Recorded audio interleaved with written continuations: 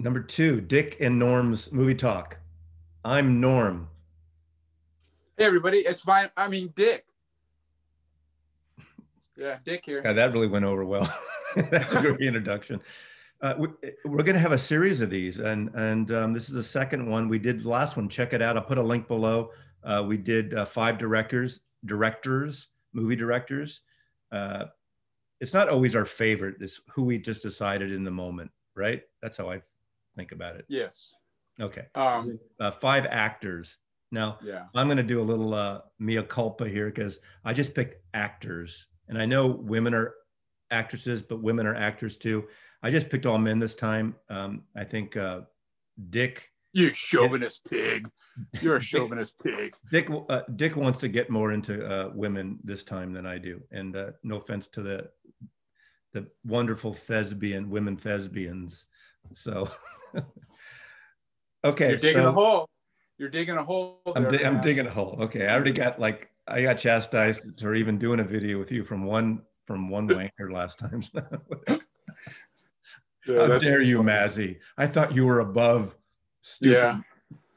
Whatever. We have fun. This is about the art and just movies we like. We don't get into the whole, we just talk whatever we feel. I realized one thing. We each pulled five actors and a bonus, I think. And I realized two or three of these actors, I don't have the really best film I wish I had of that actor. So I might mention it, but not show it. So Dick, I think Dick should always go first with these. Dick's always go first. Yes. In some of these cases, I don't have their best films either, but I'm going to start with the honorable mention. And it's a Korean.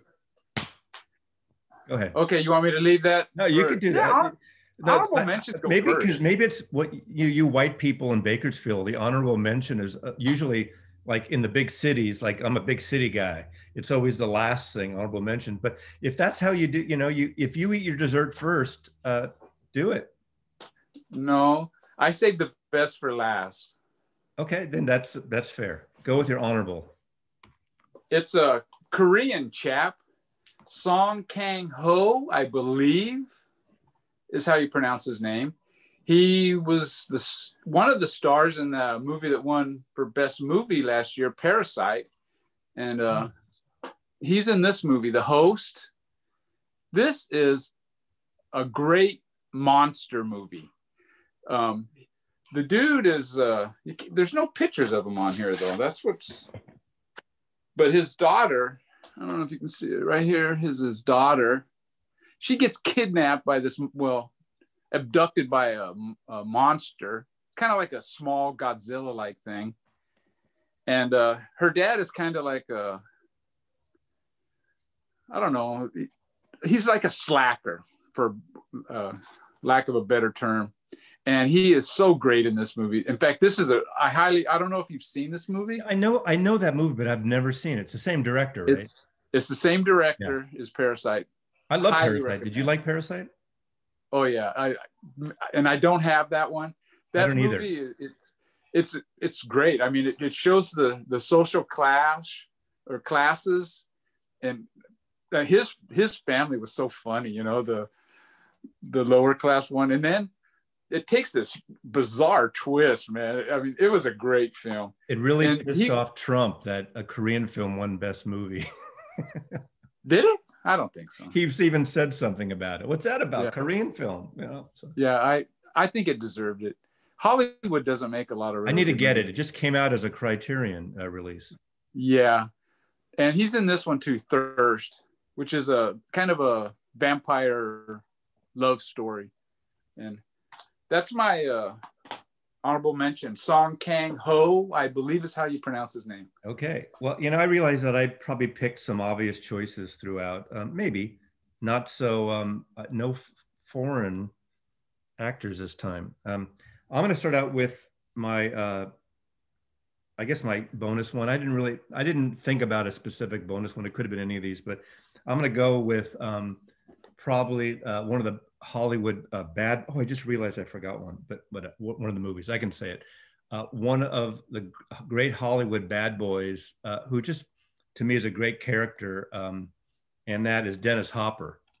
Um, Yeah. Dennis Hopper actually directed and acted in Easy Rider, and all of them were like stoned off their asses making this film, and it kind of launched the career of Jack Nicholson. But I love Dennis Hopper. Dennis Hopper goes back to the 50s with working with James Dean and that whole crowd as his young, but he wasn't really a featured actor. And he was more of the, I don't want to say sidekick, but, B actor or the friend or something. I think he was in Rebel Without a Cause. He was in, and a bunch of movies in the 50s, but obviously the whole 1969. I'm a big fan of American cinema from like 68 to 72, where it has these nebulous endings and everything. But this is one of the first indie films that really, shook up Hollywood at the time. The studio system started busting. And so Dennis Hopper and Easy Rider.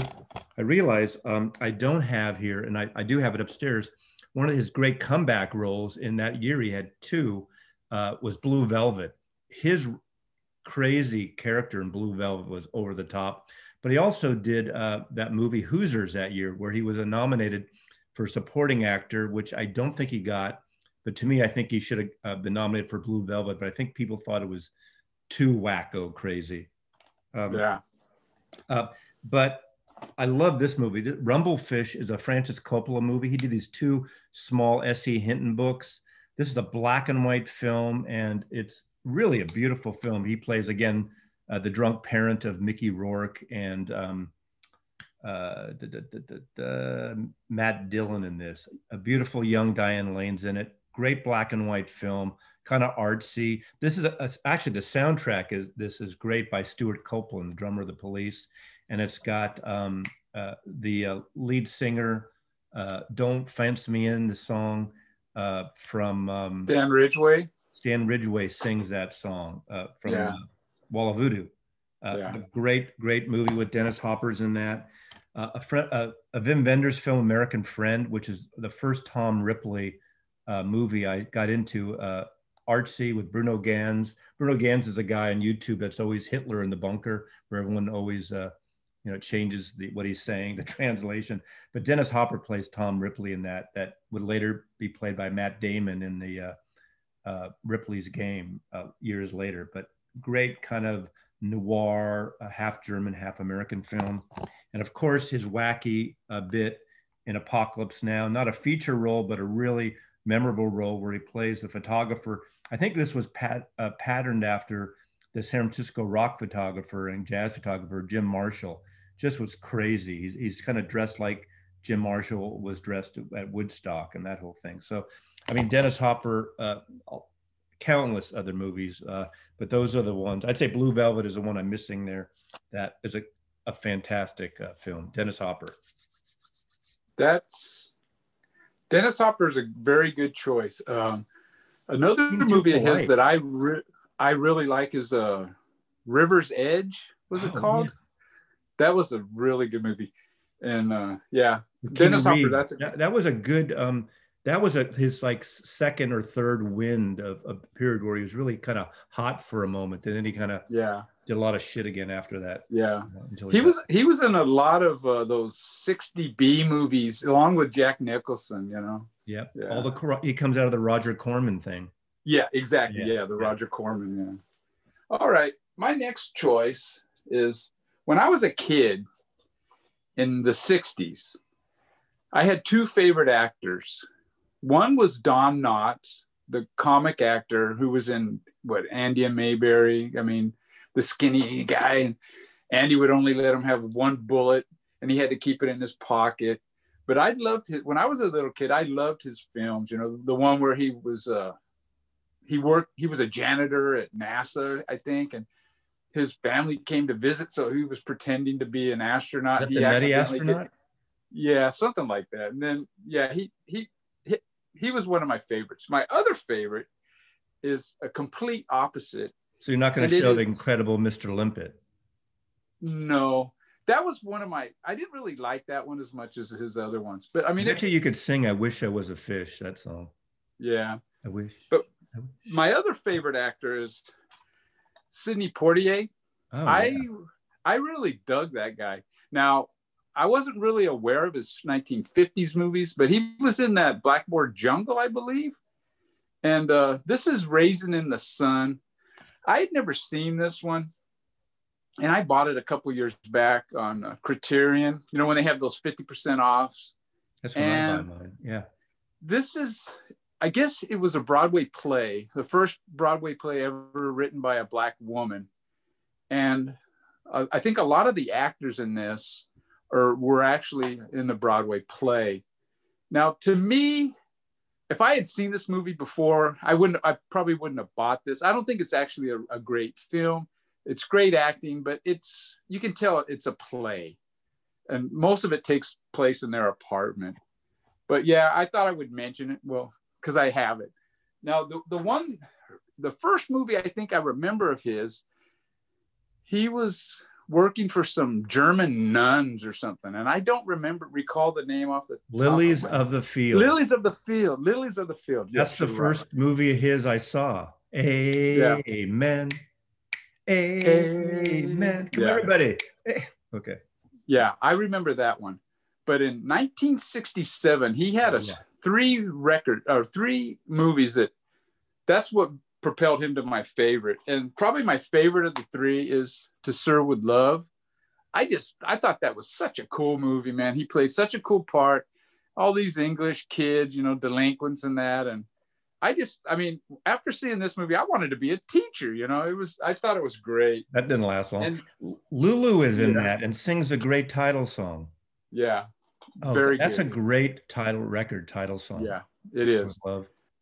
In the Heat of the Night, another one that I absolutely loved at the theater.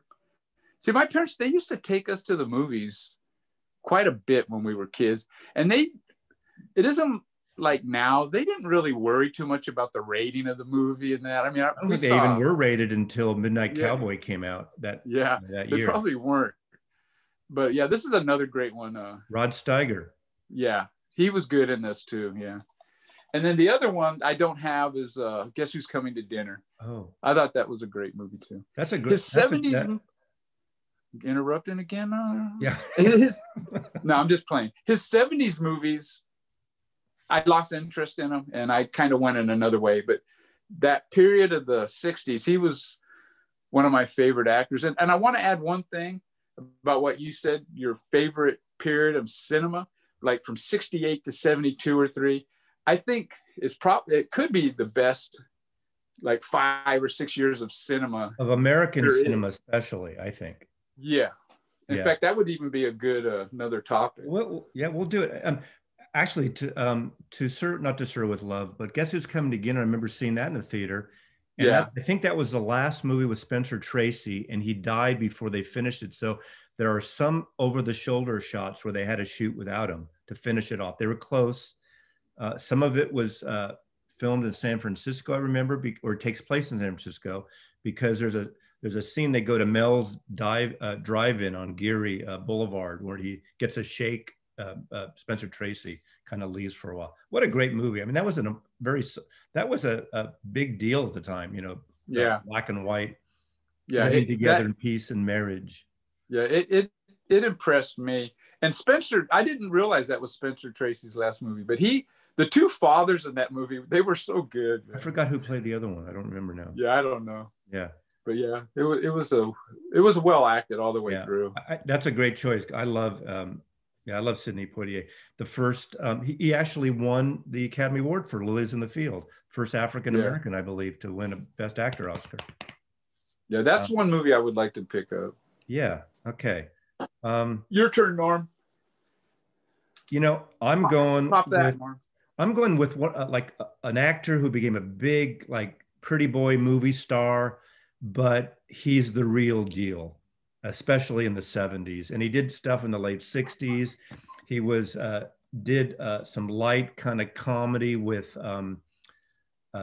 Jane Fonda, Barefoot in the Park. He did Downhill Racer, but he really, in the late 60s, 69, 70, a couple of films around that time. I'm talking about Robert Redford, who also became a great director later. But obviously Butch Cassidy in the Sundance Kid. When I was a kid, teenager, this was a huge movie with Paul Newman. And he made this and The Sting. It seemed like they were back to back, and they were both huge movies. And again, another movie that just kind of ends on a freeze frame with no resolution, kind of not the happiest ending. Yeah. Right. But this is a great movie. There's some humor to it, but they were just a great, maybe one of the first kind of semi-serious comedy, buddy films in a way, right? I think the only bullshit about this is that scene when Catherine Ross is on the bicycle and Paul Newman and they're singing "Raindrops Keep Falling on My Head," which I hate that fucking song, but it won best song of the year. Figures. Love this song. He made a bunch of movies in the 70s, a really good team. I don't have them all, with great director Sidney Pollack. And two of my favorites one of my favorites is 3 Days of the Condor. 3 Days of the Condor is an amazing thriller with Faye Dunaway. And he's a researcher in New York in this government kind of group, and they read everything. They read every book, every article, and they kind of input it into this computer or whatever they had at the time to try to figure out plots and things through the CIA. And they stumble upon something, and he goes out. This is kind of wrecking it. I don't want to wreck it, but basically he's on the run for something I don't want to wreck. And it's a great thriller, and it's really well done. Cliff Robertson's in it. Love this movie. I watch this movie at least once a year, and it holds up every time. 3 Days of the Condor. Max von Sydow is in it too, which is really great. One of his early American roles. But he also made a bunch of movies. This is another Sidney Pollack movie that, to me, it's like, I don't want to say Zen because I don't want to get too wonky on you, Dick, but Jeremiah Johnson. It's like a mountain man movie, and it's just him, trudging through the tundra in the snow with grizzly bears and survival and a few weird characters he meets on the way. And it's really a good movie. Jeremiah Johnson, also Sidney Pollack. He also made, which I don't have here, he got obviously the political films. In 1972, he did The Candidate, about a guy just decides for a lark to run, gets sort of drafted to run for state U.S. Senator in California. Great political film. And also All the President's Men, based on the Watergate thing with Dustin Hoffman. Great film. Of course, he became a great director. I think he's one of the first actor to win Best Director for Ordinary People. And then he went on to make a lot of great films as a director. One more I'll throw in, The Natural. I'm not a big sports guy, but this is to me one of the great baseball films of all time, because it's kind of a cerebral baseball film directed by Barry Levinson. Kind of magical in a way. Old guy, gets hurt, gets shot, and he has to quit his dream of being a ball player. And then what happens when he comes back and as an older guy with the minors, and what happens there. I think it's a great film. Robert Redford. That's a good choice. I like Robert Redford. Yeah. Yeah. And he was a handsome guy. Yeah. And he's, politically he's in my camp, and socially, and the whole Sundance. He started the whole Sundance festival. Yeah. Independent film. He's really a supporter of independent films, which is great. Yes, he is. Now, let's see how many. I have 3 by my next one. Now, last week I intentionally left off my favorite director, and I left off probably my favorite actor of all time on this one. But another old actor that I love, and I didn't really get into this guy until probably the early 80s, was Humphrey Bogart. And this is the Maltese Falcon. Just a fantastic movie. Came out in the early 40s. He made movies in the 30s, but I'm not really aware of any of them. My favorite Bogart movies, he kind of plays the same character, it seems like, in all of them, but the dialogue and just the wittiness of them are great. And what's his name? Peter Lorre. He's fucking fantastic in them too. Peter Lorre. Yeah. Every time I think of Peter Lorre, I think of Casablanca. Oh, Reek, you've got to hide me. Reek. Here we go. Casablanca, yeah. You know, he's one of those actors. It's funny, we can talk, as we talk about actors, some actors are always themselves. Robert Redford's like that. He's like, it's Jimmy Stewart's like, they're always that character. They don't get deep in like a De Niro kind of character where they, but that's okay. Yeah. This is one film that I saw like at I think it was the Chinese theater in Hollywood. I used to love going to see old movies like at revival houses and that. And it's just different than watching it at the house. And it's just kind of cool watching the movie. And then when certain lines come on, the whole theater breaks out in laughter and that. And it's like, wow, you know, this is really cool to see a movie like this in this type of environment. But yeah, Casablanca, I would have to say is one of the best movies ever made. Now, probably my favorite from that era is The Big Sleep, but I couldn't find that one. The story doesn't really, if you really analyze a story, it doesn't really make sense. It seems like they're just introducing all these characters just for the sake of introducing them. But man, he is such a cool character in that. And my last one is The Lonely Place. And this one came out, this is a little bit later, probably early 50s. And he's a screenwriter in this one.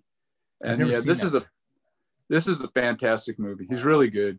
And he's a screenwriter, but he's an alcoholic. He's kind of on his way down. And aren't they all? Yeah, I guess. Yeah. And they want him to read this book.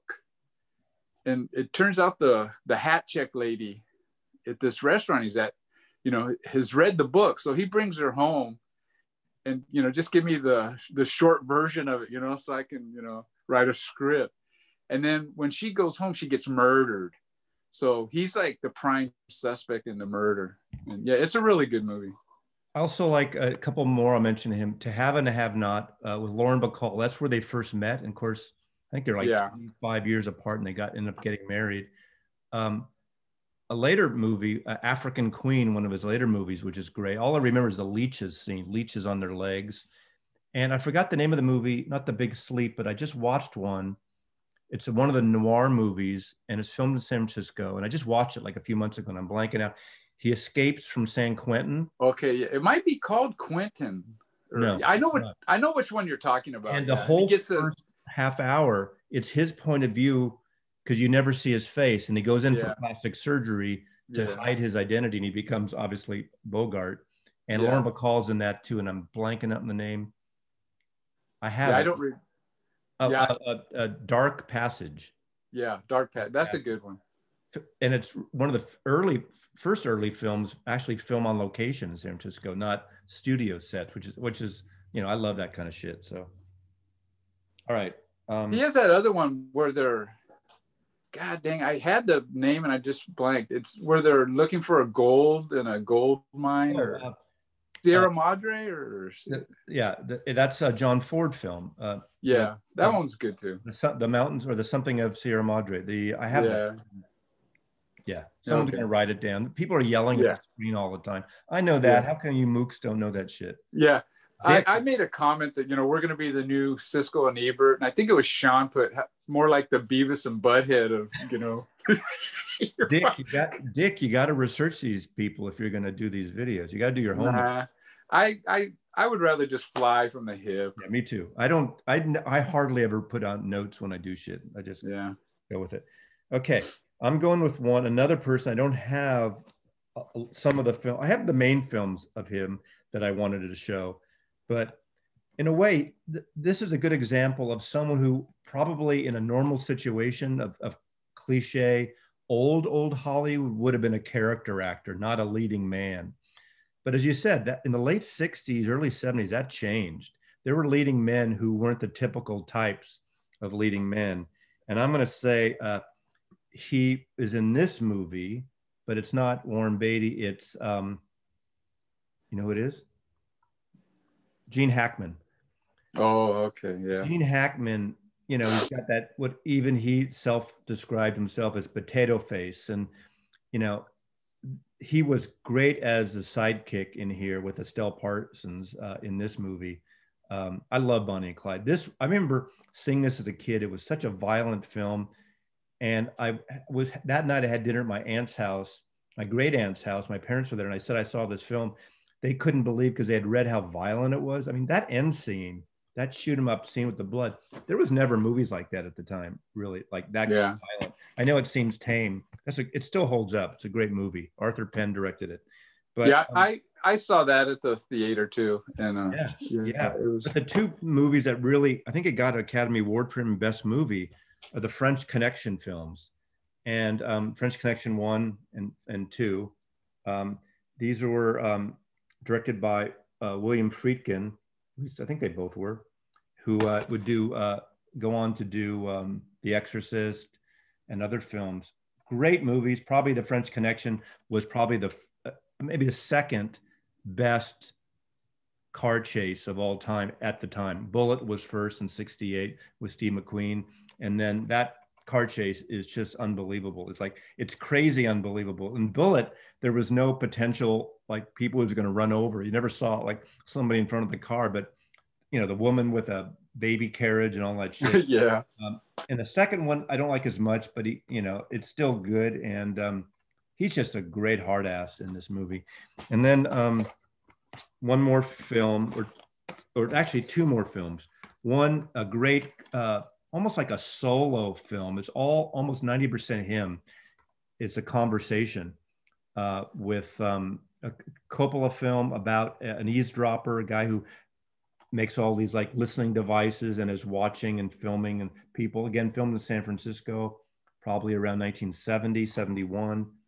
And it's kind of an intimate film, but an amazing character study. And his character, and what's interesting about this, and I don't have it here, another movie he made years later, which reminds me, I wonder if my guess is the filmmaker who made the new one with Will Smith, State of Union, is it, or no?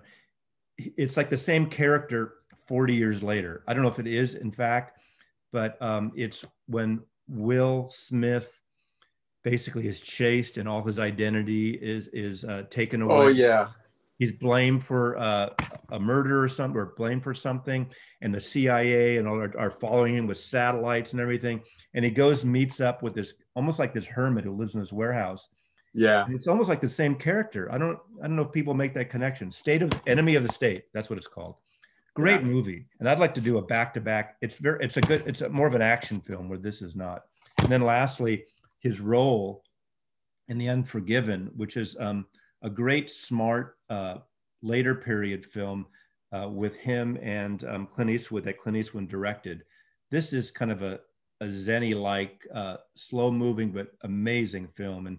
And Gene Hackman plays a badass in this too, The Unforgiven. Hackman. He's not a very nice guy in that movie. No, I mean, he's not in his few movies, but I used to love Gene Hackman, and there's so many other movies we could probably mention, but I think that's enough. Yeah, and Enemy of the State is one that me and my wife sat down and watched probably a month ago, and it's really good. It's a great thriller, right? Yeah. You think they're going to have a little breathing time. He's on the run. I mean, Will Smith is doing that. Will Smith, I get hot and cold with him, but when he got a little too commercial. I don't know what it is. Nothing wrong with commercial, but I just got tired of him for a while. Yeah, I did, big time. Okay. I'm up. Dick. All righty. Now, this is a guy that comes out of that early 70s. He may have made some movies in the 60s that I'm unaware of, but it's Robert De Niro. And this is the first movie of his that I really, really like. Taxi Driver, with a teenage Jodie Foster, and just really good movie. He's a trip in this. And it's kind of an action movie, but it's kind of character driven, and it's just well played. I'm blanking on who else is in it, but there's some. Albert Brooks, the comedian, Sybil Shepherd. Harvey Keitel, yeah.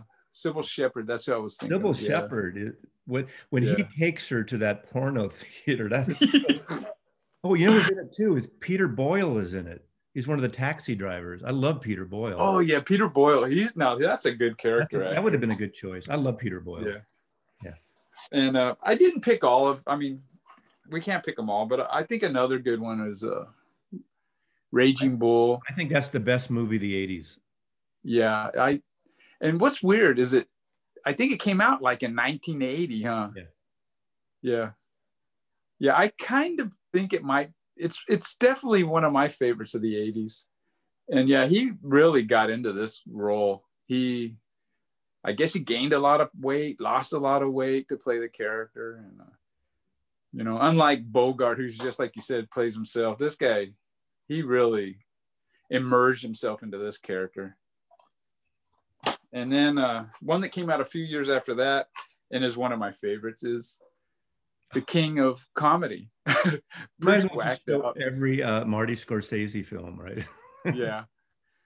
And Jerry Lewis is really good in this too, surprisingly. That is one of the most uncomfortable movies to watch in the world. Yeah, it's a trip. He's down in his basement. You can hear his mom yelling, "Mom, I'm busy." Isn't Sandra Bernhard in that? She's really good in it too. She's pretty whacked out. And then I decided I would show this one too. Analyze This, where he's a mob guy and I don't know. It's just funny. And Billy Crystal is his like psychiatrist, and it's pretty funny. I mean, Meet the Parents, I think, is pretty funny. And yeah, he plays the comedy roles now. You're not showing the entire like Fockers trilogy or quadruple? Nah, I like the first one, but after that, I would throw in, Robert. Obviously, Goodfellas. Yeah. Yeah. Goodfellas. I like, but I didn't love. But yeah. I love Goodfellas.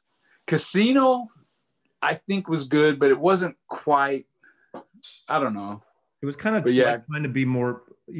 Rightly so. Trying to be more Goodfellas. Didn't quite. I think it was. I don't know. Went on a little too long or something. It did go on very long. Great. I mean, but he's doing a lot of. You can't knock him. He's going for the buck, making all these comedy films like The Secretary or The Assistant or whatever. All these kind of cute comedy bits he's doing now, probably for the money, but all the power. Yeah. I love him. Yeah. Yeah. Okay, I'm going to go back before I go forward. One of my favorite actors, and most of the movies I have here, and he's in so many movies, and I don't have a lot of them. So most of the movies except one are Hitchcock films, and that's Jimmy Stewart. Jimmy Stewart is one of the great American, normal guys in a way. But obviously, Rope might have been the first movie he did with Hitchcock or one of the earlier ones. What's great about Rope with Farley Granger, and it's technically, supposedly, the theory, it's one shot. The entire movie is one shot. Of course, you only have so much on a film reel, so it goes behind a wall when they're changing film reels. So it's like a theater piece, but it's really good. It takes place in an apartment, and the people are coming over for dinner, and the two protagonists and Jimmy Stewart comes in, and they realize built in this console is a dead body, and they put stuff on it, and it's kind of black humor. Of course, Rear Window with Grace Kelly, probably one of the great Hitchcock films of all time. The Man Who Knew Too Much, which I just watched recently. It's the second time, I believe, Hitchcock made this film. This is his American version. He made it in the old country before he came from England. And of course, maybe the best of all of them is Vertigo. And, these characters just get trapped in this espionage and stuff. Obviously, there are movies now because of Christmas time, like a Christmas, what's the big Christmas movie? Wonderful Life, Stanley, the Capra film, which I don't even actually have. I don't have it on video because it's on TV all the time, so I don't have that. Mr. Comes to Washington, what's it called? Yeah, Mr. Smith. Yeah, that. But I also love this movie, The Man Who Shot Liberty Valance. And this is... that one is good. I really like that one. It's great to see John Wayne and Jimmy Stewart, and it's not what you think. in No. terms, a little bit of a twist to it. But The Man Who Shot Liberty Valance is a great Western and a great film. So, Jimmy Stewart did so many movies. Harvey is a great movie, The Giant Rabbit, where he has his friends, the Giant Rabbit. It was basically an illusion. He's kind of an alcoholic, but he has, that's kind of a fun movie. So he made some light comedies too, easy movies in the 40s and then into the 50s with Hitchcock. Yeah. Rope I really like Rope. It's basically, I think that was a play, wasn't it? Originally? I don't know if it was, but it's definitely staged like a play. Yeah. Yeah. And it's great. Yeah. And I like Farley Granger because one of my favorite Hitchcock films, which I didn't mention, I don't think last time. Oh, you did Hitchcock is Strangers on a Train. Yeah, that was great. Yeah. I just watched that again too. I love that movie. Yeah, it's funny. Me and my wife just watched The Man Who Knew Too Much this week. Yeah. Yeah. And that, the guy who, the conductor in the Royal Albert Hall, I love that. That's Bernard Herrmann, who scored all those Hitchcock films. He's actually the conductor in that scene. That's cool. That. Yeah, Jimmy Stewart's been in a lot of great movies. My one gripe with him is his whiny voice can get to me sometimes. Yeah, what are you talking about, Dick? Come on. Of course, every time I try to do an accent, I'm accused of everything sounds like the Pepperidge Farms man. Pepperidge Farms, hot cross. I think that was voiced over by Jimmy Stewart. It was. Now, my next guy, he kind of ties in with the last one I showed, Robert De Niro, because they're both in this, and it's Phillip Seymour Hoffman. Oh, good choice. Flawless. Just a fantastic movie. It's these two guys that live in a downtown New York apartment building. One's a cop, a hero. The other one's like I don't know. He's in one of those shows where the guys all dress up like women. Drag shows. I don't know. Yeah. Drag shows are called.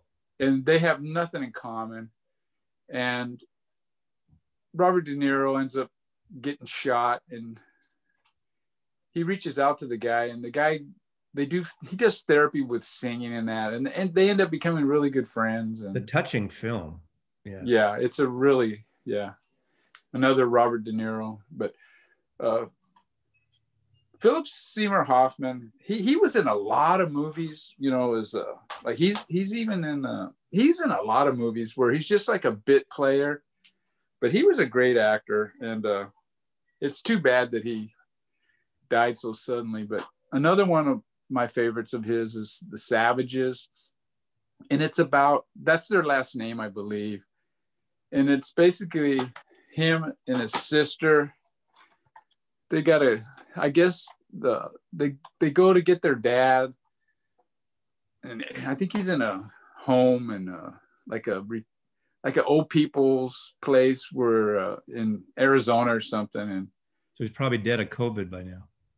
Yeah, but both of them have they don't really have really good relationships. And it's kind of implied that maybe the dad was a bit abusive. They're not real close with him. And it's a really good, touching film. Highly recommend. And my last one is Capote. He did you almost could have swore it was Capote, Truman Capote. It was. He won the Academy Award for that role. Yes, I believe he did. Yes, he did. It says right here. Yeah. And two more other things of him I like. The cameo he had a few part in Almost Famous, where he plays Lester Bangs. Is it Lester Bangs? Yeah, I think so. And he's in that. He was creepy in Punch Drunk Love. Yeah. Oh my God. Yeah. And he's in the Mission Impossible film, so he's making some bank there. That's fine. He was good in Doubt too. I didn't see that. With Meryl Streep. You didn't see that? Check it out. It's a really good film. Okay. There was an actor. I was in New York in the late 80s once, and I went to a play, an amazing play that was on Broadway called Burn This. and the main actor in it was a younger, and he was getting all this word of mouth of this of a chameleon, and not a chameleon, but someone who just was one of these intense actors. And he's done a lot of films since, but he's also he hasn't, to me, fulfilled that angst he had, although in some movies. And that's John Malkovich. The movie was called Burn This. I mean, the play was called Burn This. But then one thing I don't have here is I don't have his main movies that I love. He was in Dangerous Liaisons, which is a great movie. It's him and Uma Thurman, a great film. He had a smaller part, Woody Allen's Shadow and Fog. So this is probably doesn't count because, you know, this is more of a group of actors in this, no main protagonist on this. He was, oh, I pulled the wrong one. Anyway, he had a small part in Coen Brothers' Burn After This. So I'm not really showing the great movies.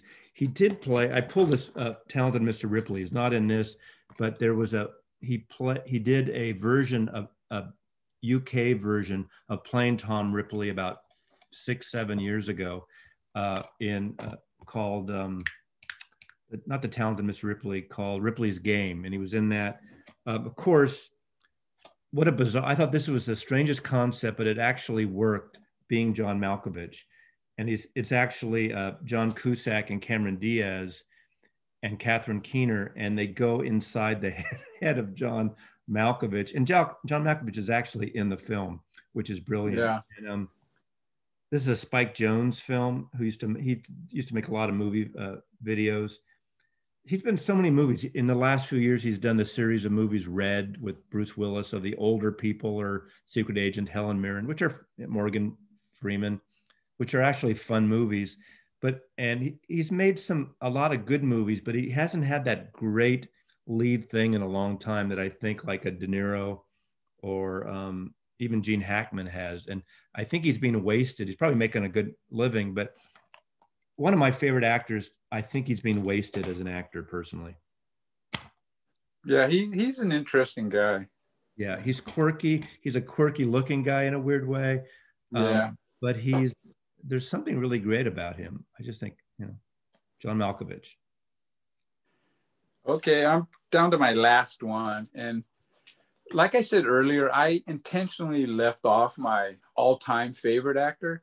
But of current actors, this is probably my favorite. And this is her first film. It's a Venus Beauty Institute. And it's Audrey Tautou, or how do you pronounce that? Oh, I know you. Amelie? I don't know that movie, but I know the main movie that everyone loves. You're going to show.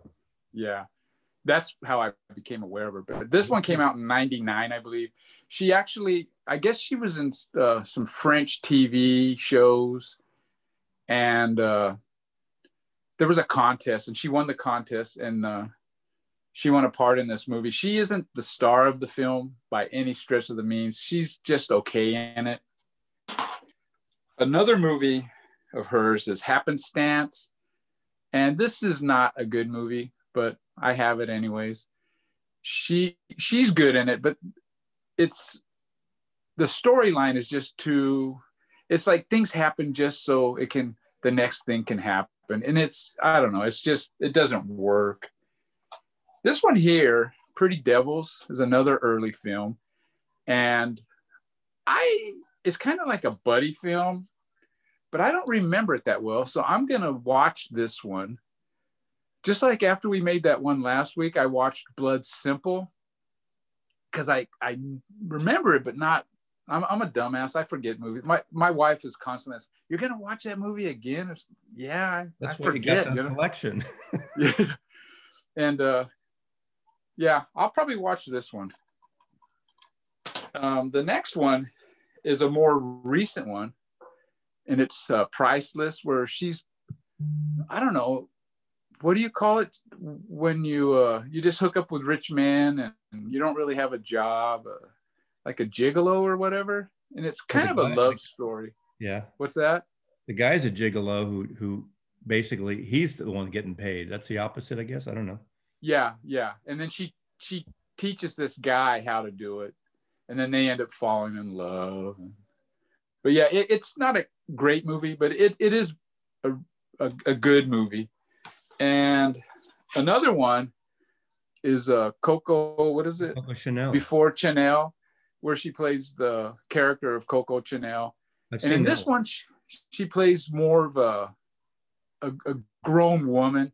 A lot of the other characters or parts are kind of quirky, but yeah, this is a really good movie, really good. I've seen that one. And now I'm down to the 4, and these are the 4 I highly, highly recommend. I mean, highly recommend.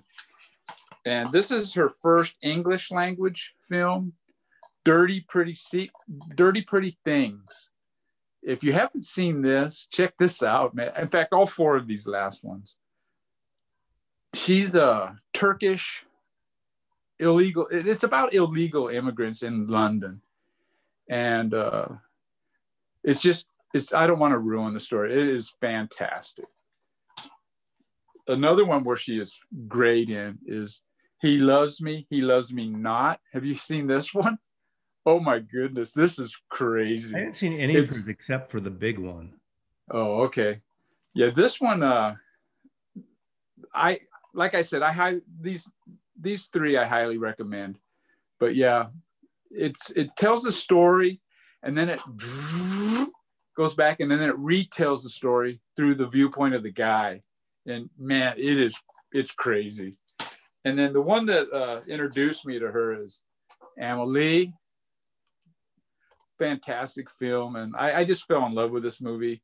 It's one of my favorite movies of all time. I think that's one of the best films of the last 25 years. Yeah, I agree. It's just perfect film. Yeah. It's filmed so good. It's written so well. It's acted so well. It's just hard. It's funny. It's about long gnomes. And I don't know the name of the director, some French dude, but he also directed this one, A Very Long Engagement.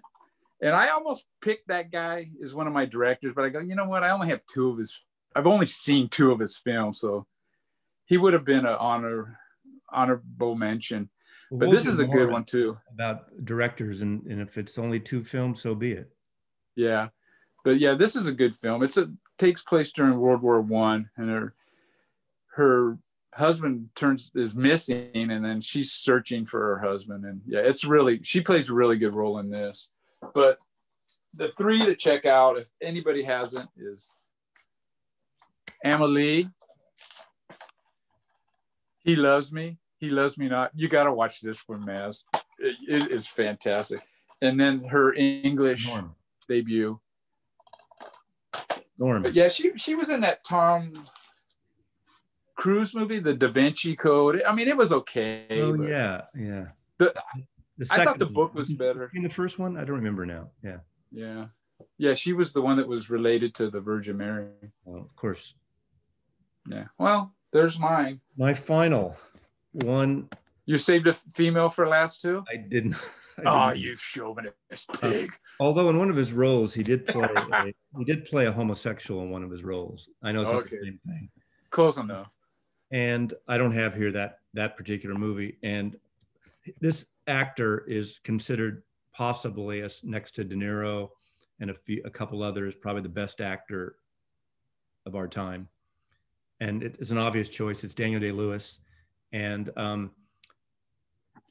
small part in Room with a View. And what's great about this, and I wish I had the other one, the same year, I think, or within a year apart, he made this movie and My Beautiful Laundrette.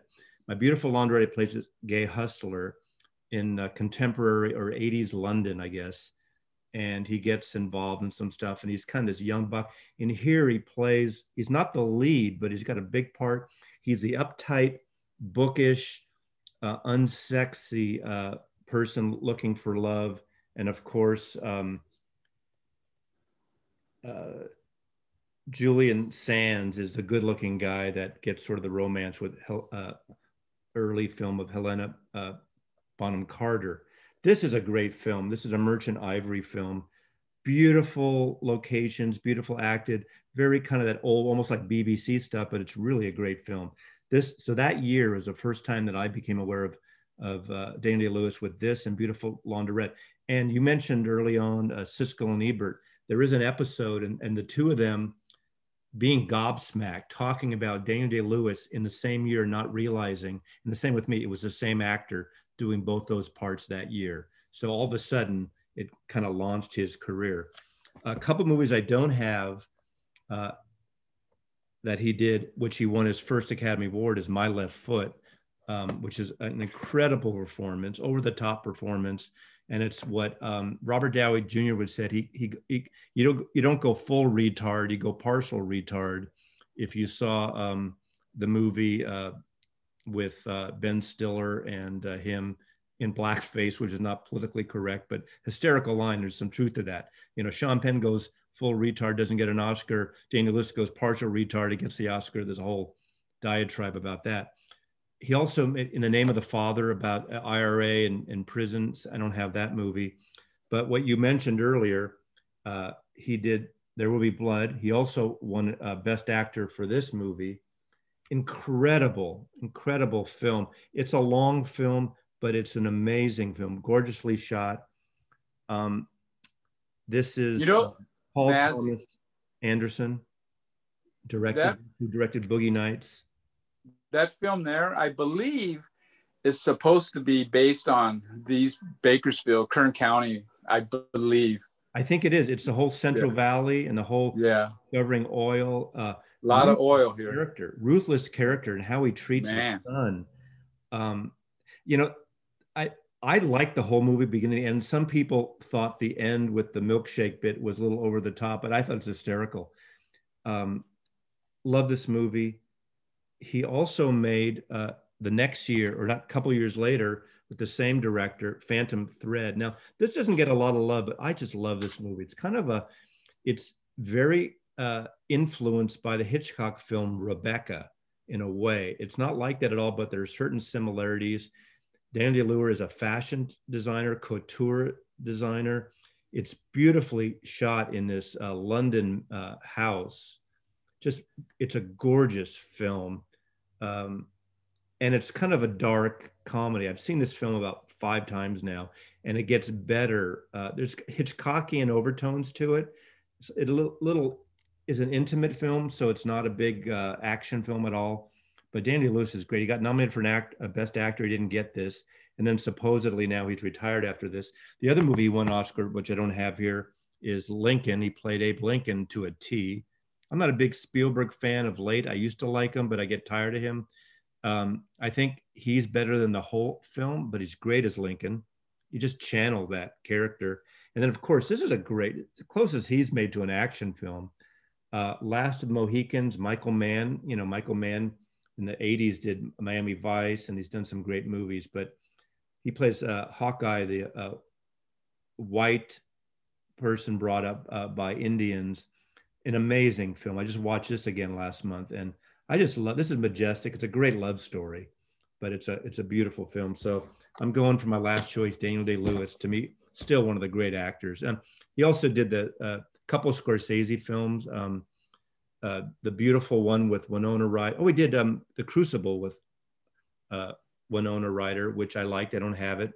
That's about the Salem witch trials, witch burnings. He's in that. And with Michelle Pfeiffer, the beautiful film that Scorsese made, also with Winona Ryder, and I forgot the name of that right now. Isn't he the one in Gangs of New York? Gangs of New York too. I didn't love that movie. I love his character over the top. I thought, I didn't like the young guy in it. Leonardo. Yeah, I get hot and cold with him. I don't like his movies he's done with Scorsese personally, but I like him recently. I think he was great in the Quentin Tarantino film, Hollywood. Yeah. Yeah. He was another one I think he's a good actor. When he was young with Gilbert Grape, he was great. Then that middle period, I just didn't buy him as Howard Hughes personally. I don't know. Yeah. The Aviator, but yeah, Gilbert Grape that was unbelievably. That's when Johnny Depp made good movies too. Yeah. Yeah, Johnny Depp is a trip. Yeah. So Dick, are you satisfied? Never. No, I'm satisfied. It went good. Okay. We have to do it again, We're Norm. going to do more of these. So, any suggestions on topics? We're not going to listen to you, but we like suggestions anyway. We're not going to acknowledge that you gave us a suggestion on a topic. So, well, I have a few, but okay. I mean, we could do another actors. We could do another directors. I think favorite TV shows, but there is one topic that, but I don't want to. I want it to be a left curve. Okay. Well, Dick, it's been great hanging with you, Dick. All right, man. Thanks a lot, Maz.